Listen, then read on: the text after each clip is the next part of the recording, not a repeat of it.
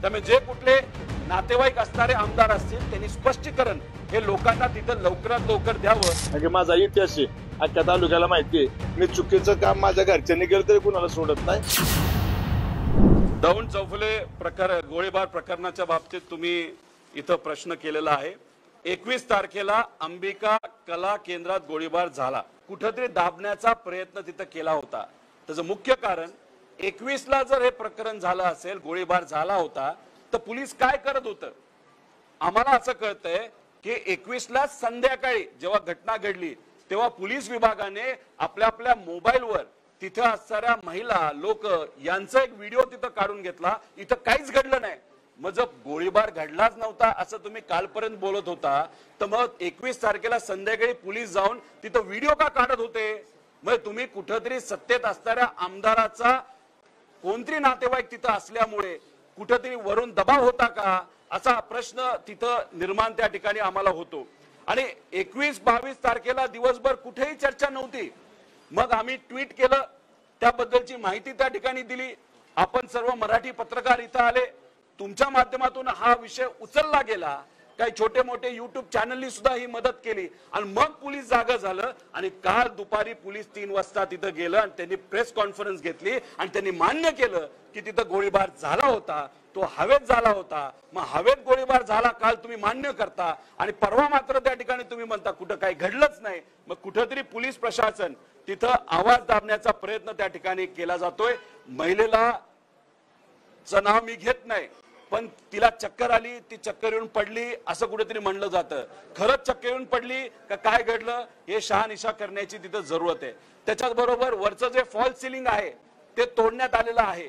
म्हणजे कुठेतरी गोळी वर मारली आणि गोळी वर मारल्यामुळे फॉल सिलिंगला गोळी लागली होती. तपास करत असताना वर काहीच दिसू नये म्हणून कदाचित फॉल सिलिंग सुद्धा तोडण्यात आले असं आम्हाला कळतंय. त्याच्याच बरोबर काही लोकांकडे फोटो आहेत आणि व्हिडिओ आहे असं आम्हाला समजतंय. काही लोक पुढे येत आहेत पण घाबरत आहेत. पण जेव्हा आमच्याकडे ते व्हिडिओ येतील, काही प्रमाणात थोडी माहिती आम्हाला आली आहे, ती मीडियाच्या मदतीने आम्ही पोलीस प्रशासनाला सुद्धा देऊ आणि लागलं तर पोलीस प्रशासन डायरेक्ट सुद्धा त्या ठिकाणी आम्ही पाठवून देऊ. फक्त पोलीस प्रशासनाला आम्हाला एवढंच सांगायचंय, कोणाचा दबाव हा ऐकायचा नाही. नाहीतर सामान्य लोकांच्या वतीने आम्हाला एवढंच बोलावं लागेल, आवाज खाली, याच पद्धतीची भूमिका त्या ठिकाणी आम्हाला घ्यावी लागेल. आणि काल आम्ही जो मुद्दा मांडला होता आमदारांचा कुठला तरी नातेवाईक, आणि असं कळतंय की एक कुठले तरी सत्तेत असणाऱ्या आमदारांच्या नातेवाईकाचं नाव तिथं पुढे येते, त्यांच्यावर कारवाई झाली, त्यांना आज ताब्यात सुद्धा घेतलेलं आहे. त्यामुळे जे कुठले नातेवाईक असणारे आमदार असतील त्यांनी स्पष्टीकरण हे लोकांना तिथं लवकरात लवकर द्यावं अशी विनंती या ठिकाणी आम्ही सर्वजण करत आहोत. त्यामुळे अनेक प्रश्न हे निर्माण होतात की 21 तारखेला पोलीस प्रशासन शांत का होतं, काहीच घडलं नाही असं का सांगत होते, रात्री व्हिडिओ तुम्ही का काढले, कशामुळे काढले, मग काल अचानक काय झालं ज्याच्यामुळे तुम्ही कारवाई केली, कारवाई करून 3 लोकांची नावं तिथं घेतली.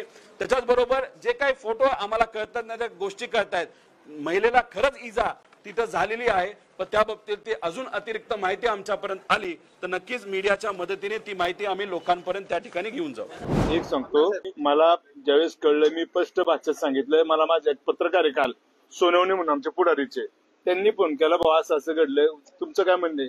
मी स्पष्ट भाषेत सांगितले, तू बिनधास्त सांग, माझं स्पष्ट सांगले, चुकीचं काम कोणी केलं असेल तर मी त्यात कधीच हस्तक्षेप करणार नाही. मग तो माझा भाऊ असू द्या, माझा मित्र असो किंवा कोणी असो, कारण माझा इतिहास आहे, अख्ख्या तालुक्याला माहिती आहे. मी चुकीचं काम माझ्या घरच्यांनी केलं तरी कुणाला सोडत नाही, मग तो कुणी असू द्या. बंदुकीचा परवाना का त्यांच्याकडे? बंदुकीचा परवाना का? त्याच्याकडे बंदुकीचा परवाना नाहीये आणि त्याच्याकडे बंदूक नव्हती. ज्याची बंदूक आहे तो मान्य करीन ना की बाबा कोण बंदूक कुणाची. मला ते मला माहित नाही, पण एक सांगतो, ज्याची बंदूक आहे तो बंदूकवाला सांगणार आहे. मी ते नव्हतं तर मी काय सांगणार. गणपत जगताप त्यांचे लायसन आहे, त्याचं मी चौकशी केली.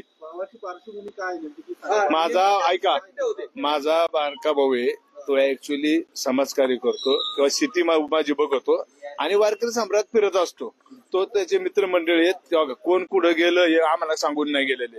तो गेला होता त्यांच्या बरोबर, आता आम्हाला कळलेलं आहे. आणि ती घटना घडली तर त्याच्या काय लायसन नाहीये किंवा त्या घटना नाहीये. आणि ज्यावेळेस कुठली फायर झाली असेल त्याचे काय असेल ती पुंगळी वगैरे, ज्याची लायसन आहे वेपन तो देणार आहे ना. घटनाक्रम तुम्हाला घटनाक्रम कला केंद्रात कुठलं समाजकार होतं? नाही सांगतो, असं काही नाही. मी हे बघा कुणी कुठं जावं त्याचा प्रश्न आहे. मी इथं आलोय, मला माझी तुमची भूमिका तुमच्यावर मांडायची, मी आलोय. हा बघा कोण कुठं जातो, कोण काय खावा, कोणी काय प्यावं, हे आपण मला काय अधिकार आहे बोलायचा. तो माझा भाऊ आहे, मान्य आहे, ऐका ना, तो माझा भाऊ आहे. त्यांनी जर चुकीचं काम केलं त्याच्यावर कारवाई करा आणि कायदा करीन ना, आपण त्याच्यामध्ये नाही. मी पाटेकर साहेब, घटना घडली सोमवारी रात्री, त्यानंतर तुमचे बंधू कुठे होते? आता त्यानंतर तुमचे आणि त्यांचे काही बोलणं झालं का? मी सांगतो, ती घटना घडली, ते सकाळचे घरी आले आणि मी रिअल सांगतो, ती सगळी फिरत असतात. ते आले, घरी आल्यानंतर मला काहीच माहित नाही. मी माझ्या कासर साहित्य लक्ष्मी चौक या इंजवडीची दयनीय अवस्था होती. ते रिपेअरिंगचं आमचं काम चालू होतं. मला त्या कामावर जायचं होतं. मी तिकडे कामावर गेलो. आम्ही सगळी मंडळी, ते गणपती जगताप ही पण तिथं होती माझ्या बरोबर. आम्ही त्या रस्त्याचं भूमिपूजन केलं, काम चालू केलं. आम्ही अशीच बाईट दिली आणि नंतर दुपारी मला कळलं असं घडलं. नाही सांगितलं. तुम्हाला जे काही कळलं ते पोलिसांकडून कळलं. हो, हो, बघा, हो. पोलिसांनी तुम्हाला ब्रीफ करताना घटनाक्रम काय झालं हे सांगितलं का, की त्या रात्री हे झालं? मला एवढंच त्यांनी सांगितलं की अशा अशा ठिकाणी असा गुन्हा घडलाय, तिथं तुमचा भाऊ होता, एवढं आहे. काय गुन्हा घडला? तिथं फायर झाली आणि बहुतेक तुमचा भाऊ होता. साहेब, तुमच्यावर आरोप असा केला जातोय की तुम्ही ते प्रकरण दडपण्याचा प्रयत्न केलेला आहे आणि अजितदादांनी तुमच्यावर कारवाई करावी अशी मागणी देखील केली जाते विरोधकांकडून. हे बघा, काय सांगायचं? माझा दड कुणाचं मी दबाव आम्ही टाकला नाही आणि दबाव टाकून कुठली कामं होत नाही. आणि राहिलं आमच्या नेत्यांचा विषय, मी प्रामाणिकपणे सांगतो, शेवट नेत्याच्या ठिकाणी काम करत असतो. जे नेते सकाळी 7 वाजता उठतात आणि रात्री 11 वाजेपर्यंत काम करतात, त्यांनी आम्हाला संधी दिली म्हणून त्यांनी चूक नाही ना केली. शेवट आम्ही ठरवलं पाहिजे कसं वागायचं ते. आणि ऐका, माझं स्पष्ट म्हणणे, मी जो कोणी चुकी केली असेल त्याला कायदा आहे, कायद्याने शासन होईल आणि जे होईल ते मला मान्य. अजितदादांशी तुमचं बोलणं झालंय काय? नाही, या विषय नाही. कारण दादांचा वाढदिवस होता, त्यावेळी दादा दिवसभर बिझी होते. मी शुभेच्छा पण करत येणार होतो, परंतु मी बाकी तुमच्याच माध्यमात त्या ठिकाणी वाढदिवस शुभेच्छा दिल्या, त्यामुळे मी बोललोच नाही. दादांशी माझी काली चर्चा झाली नाही. या घटनेमध्ये एक नर्तिका जखमी असल्याची माहिती मिळते, तर त्याच्याबद्दल काय तुम्हाला? ऐका ना साहेब, मी हेच सांगतो, जर जखमी असेल तर कारवाई होईल ना, तुमच्या तपासात पुढे येईल ना, अधिकारी तपास करतील. त्या स्थानिक पोलिसांशी काही बोलणं झालं का? नाही नाही तुम्ही पोलीस स्टेशनला फोन केला होता त्या रात्री, कुठं काही नाही नाही नाही झाला तर लागले गुन्हा दाखल व्हायला? आता मला काय माहिती. जर ऐका ना, फिर्यादी जर पुढे येऊन कुणी दाखल केलं तरच गुन्हा दाखल होणार आहे ना.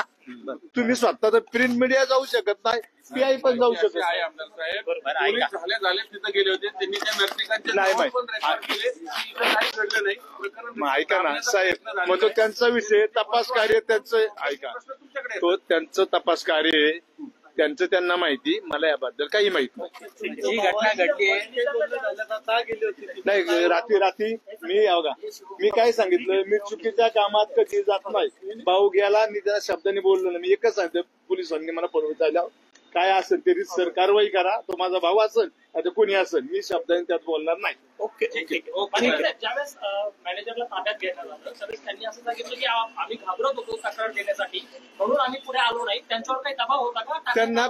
त्यांनीच सांगावं कुणाचा दबाव होता काय, माझा फोन झाला काय, त्यांनी सांगावं.